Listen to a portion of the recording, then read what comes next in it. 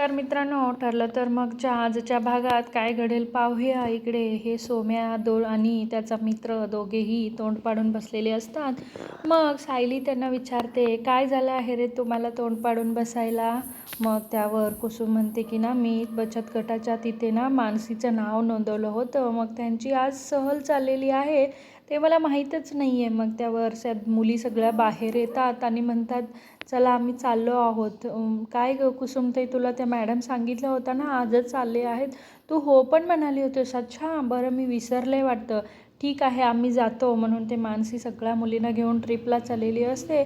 सायलीला हे माहीत नसतं. मधुभाऊ म्हणत असतात, पण तुम्ही सगळे चाललेले आहात, पण खर्चाचं पण बघायला पाहिजे ना. मग त्यावर सायली मधुभाऊंना म्हणते, मधुभाऊ तुम्ही काही टेन्शन घेऊ नका, त्यांनी जाऊ दे, एन्जॉय करू दे, तुम्ही शांत राहा असं म्हणते. तितक्यात मग कुसुम म्हणत असते, तिथे गोंधळ ते काही करायचं नाही, हां गप्प शांत खेळायचं आणि गप्प यायचं असं ते म्हणत असतात.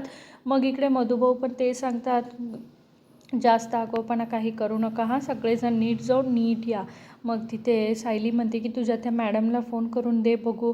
मग सायली त्या मॅडमशी बोलतात. हां मॅडम, मी सायली मनस्वीची ताई बोलते, मोठी ताई.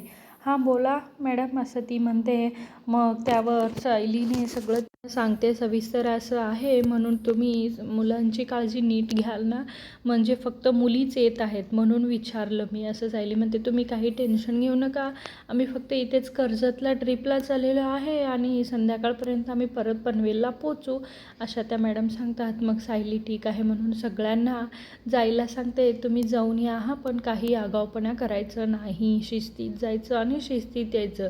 तितक्या ती श्वेता सगळं ऐकलेली असते. मग त्या प्रियाला मेसेज करून सांगते की आता ह्यांची ट्रिप चाललेली आहे, मनस्वी आणि तिच्या त्या सगळ्या मैत्रिणी ट्रिपला चाललेल्या आहेत कर्जतला, म्हणून ती मेसेज टाकते. तितक्यात मग मनस्वी सगळ्यांना सांगते, मी आहे ना सगळ्यांची काळजी घ्यायला, मी सगळ्यांची मोठी ताई आहे ना असं ती म्हणते. ही श्वेता प्रियाला मेसेज करून सांगते. तितक्यात प्रिया खुश झालेली असते. आता हाच डाव आपण संधीचं सोनं करूया आणि त्यांना मुलींना किडनॅप करून सायलीला फसवूया असं प्रियाचा डाव असतो. आता इथे सगळ्या मुली निघालेल्या असतात ट्रिपला. ह्या दोन मुलांचं तर तोंड पडलेलं असतं. आता सायली म्हणते, गौरी ये ग इकडे, हे बघ इथं कोणीतरी फुगून बसले बाई. मग तितक्यात कुसुम म्हणते की बघितलं, दरवाजा किती जोरात आपटून गेल्या मुली. मग सायली म्हणते जाऊ दे. मग इकडे ह्या दोन मुलांनी फुगून बसलेले असतात म्हणून त्या सायली त्यांचे रुसवे फुगवे काढत असते. गौरीला म्हणते, गौरी कोणाला तरी वडापाव खूप आवडतं बाई, आपण वडापाव करूया का? गौरी म्हणते, हो हो मला पण. मग त्यावर ते दोन्ही मुलं खुश होतात. हो ताई, मला पण वडापाव, मला पण वडापाव असं ते म्हणतात. मग सायली ताई लवकरात तळायला घे तू गरम गरम वडा, आपण खाऊया सगळे मिळून असं तो सोम्या म्हणतो. मग इकडे सायली वडापाव, बरं ठीक आहे मी तळायला घेते म्हणून सायली आत निघून जाते. तितक्यात कुसुम आणि मधुभाऊ बसलेले असतात. मग इकडे सुभेदारांच्या घरात सायलीच्या डोहाळे जेवणाची तयारी अगदी छान पद्धतीने चाललेली असतात. सगळेजण आपापल्या कामात बिझी असतात. सगळेच आपापले काम एकेकाम करत असतात. मग इकडे अस्मितासुद्धा काम करत असते. सायली अर्जुनसाठी एक सरप्राईज ठरवलेले असतात सगळेजण. इकडे आता सायली श्वेताला घेऊन आलेली असते मग घरी. मग कल्पनाला प्रतिमा म्हणते, अगं तू तिथं आश्रमात सगळ्यांना सांगितले आहेस ना सायलीच्या डोहाळे जेवणाला? अगं अय्यो मी विसरलेच असं कल्पना म्हणते. मग तितक्यात ती कुसुमताईला फोन करते. हां कुसुमताई म्हणते, कल्पनाताईंचा फोन इतक्यात? हो कल्पनाताई बोला ना.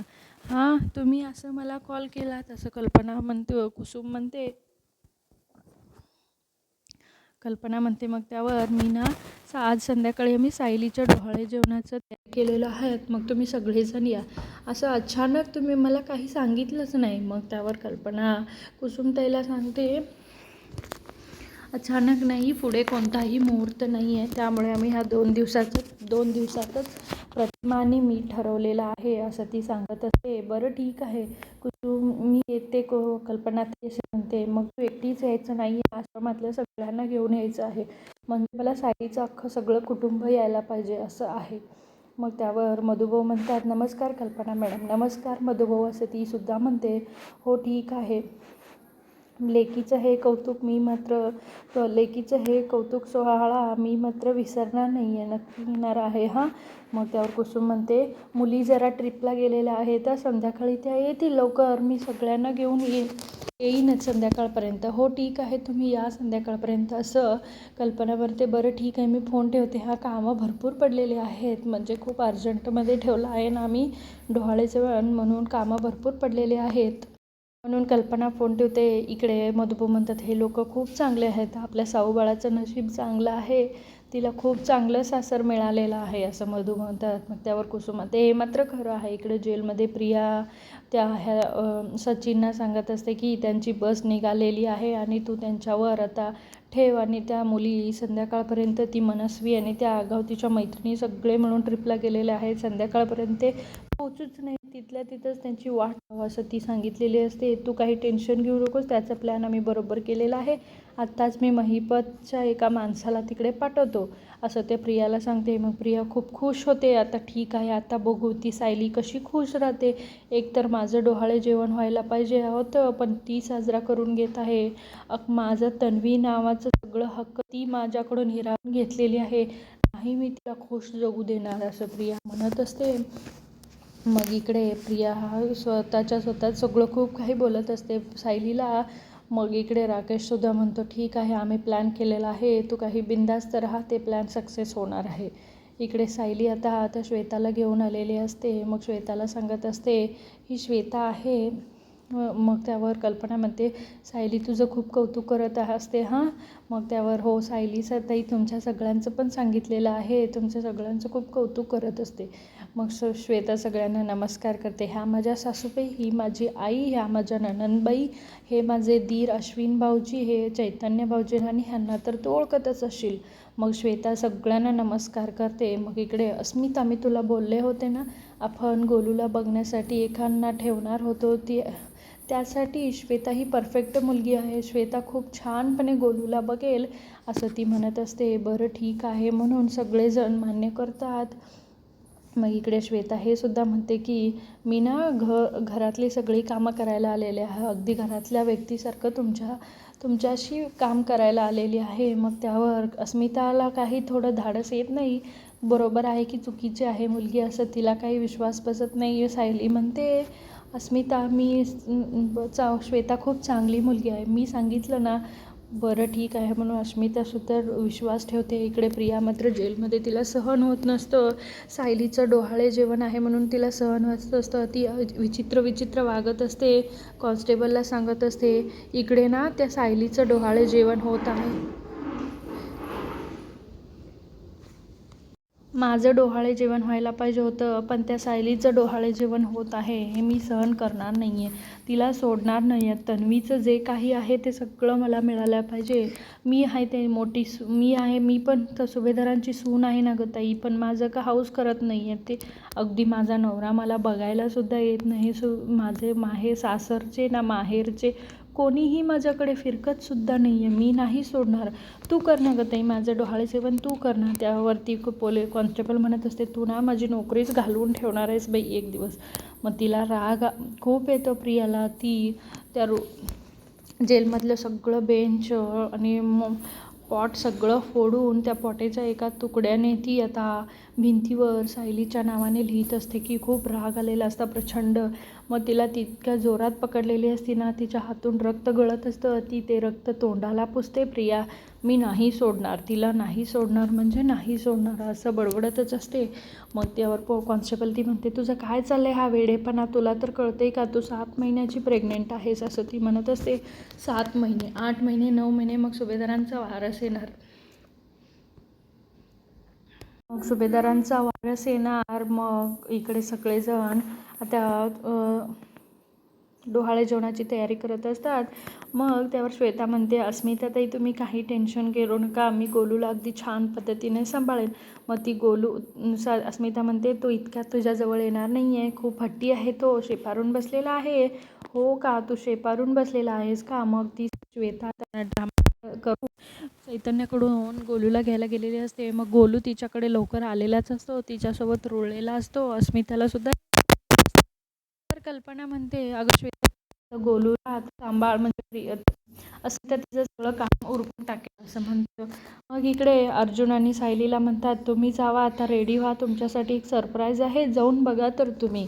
मग त्यावर सायली आणि अर्जुन रूमवर चाललेले असतात. तितक्यात सायली म्हणते, अहो मी मनस्वीच्या मॅडमना फोन करून विचारू का कुठंपर्यंत गेली बस, मुली काय करत आहेत. मग ती मनस्वीच्या मॅडमला फोन करते, म्हणत असते की मॅडम पोरी बरे आहेत ना, मुली ठीक आहेत ना, खुश आहेत ना, असं ती म्हणत असते. हो मुली अगदी मस्त रुळल्या आहेत, खेळत आहेत छानपैकी, मग द्या तुम्ही मनस्वीकडे, म्हणून मनस्वीशी बोलतात. अगदी ठीक आहे ना, नीट जाऊन नीट या हां, जास्त मस्ती करू नका. मग तितक्यात मॅडमला दे म्हणून परत मॅडमकडं फोन देते. मॅडमला सांगते, आज ना माझं डोहाळे जेवण आहे संध्याकाळी, तुम्ही लवकरात लवकर येण्याचा प्रयत्न करता का मॅडम, म्हणजे मुलींनासुद्धा यायला मिळेल इकडं. असं हो ठीक आहे, आम्ही संध्याकाळच्या आत पनवेलला पोचू, मुली येतील असं ती म्हणते. मग त्यावर सायली खूप खुश होते. मग अर्जुन म्हणतो, चला तुझ्यासाठी एक सरप्राईज आहे. मग इकडे सायली आणि अर्जुनसाठी खूप मोठं सरप्राईजच असतं. ते बघून दोघं खूप खुश झालेलं असतात. इकडे सायली आणि अर्जुनच्या डोहाळे जेवणासाठी सगळेजण खूप छान तयारी केलेले असतात. अश्विन, चैतन्य भाऊ सगळेजण सगळे कामं करत असतात. इकडे श्वेता गोलूला घेऊन तसेच सगळी कामं आवरत असते. ते पाहून अस्मिता खूप खुश होते. हीच परफेक्ट आहे श्वेता आपल्या गोलूला सांभाळायला, असं ती मनातल्या मनात म्हणून घेते.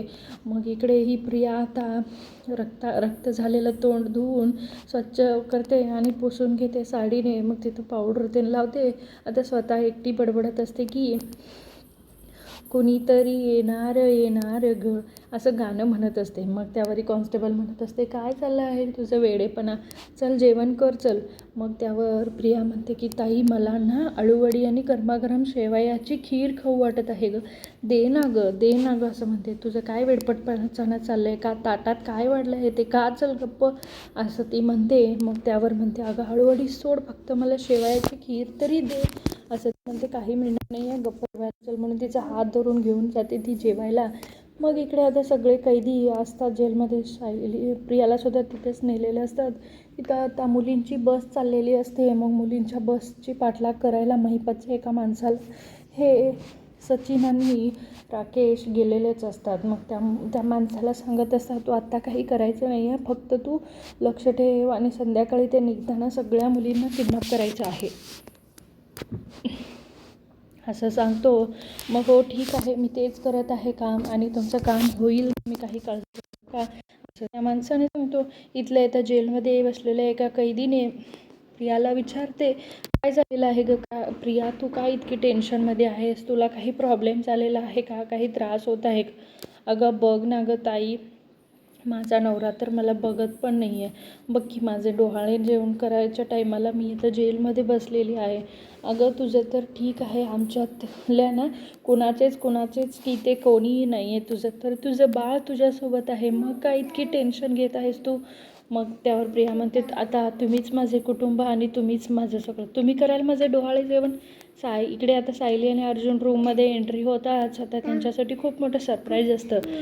सायलीचे ड्रेस आणि अर्जुनचे ड्रेस आणि ठेवलेले असतात. सायली अर्जुन दोघांनी म्हणतात, सायली म्हणते, सगळं ना आपल्या बाळामुळे होत आहे, आपल्या बाळामुळे आपण किती आनंदी आहोत माहिती आहे. मग त्यावर अर्जुन म्हणतो, बाळा तुझ्यामुळे इतकं खुश आहे, तुझ्यामुळे तुझी आई इतकी सुंदर दिसणार आहे, तू आता हे सगळे घातल्यावर तू वर्ल्ड्स बेस्ट वुमन असशील आणि बेस्ट छान जगातील सर्वात सुंदर स्त्री असशील. अर्जुन हे सायलीचं कौतुक करताना सायली खूप खुश असते. सायली म्हणतो, तुझ्यासाठी अजून एक सरप्राईज आहे, ते मी आणलेलं आहे. अर्जुन सायलीसाठी नथ आणलेला असतो. मग ती म्हणते, खूप सुंदर आहे, अर्जुन म्हणतो, तू हे घातल्यावर खूप सुंदर दिसशील आणि जगातील सर्वात सुंदर स्त्री आहेस. मित्रांनो, असेच मालिकेचे अपडेट्स पाहण्यासाठी चॅनलला नक्की सबस्क्राईब करा. असेच नवीन अपडेट्स तुमच्यासाठी येत राहतील. आता येणाऱ्या भागात खूप मोठा ट्विस्ट आहे, ते पाहण्यासाठी चॅनलला नक्की सबस्क्राईब करा. असेच नवीन अपडेट्स येत राहतील. व्हिडिओ बघितल्याबद्दल मनापासून धन्यवाद.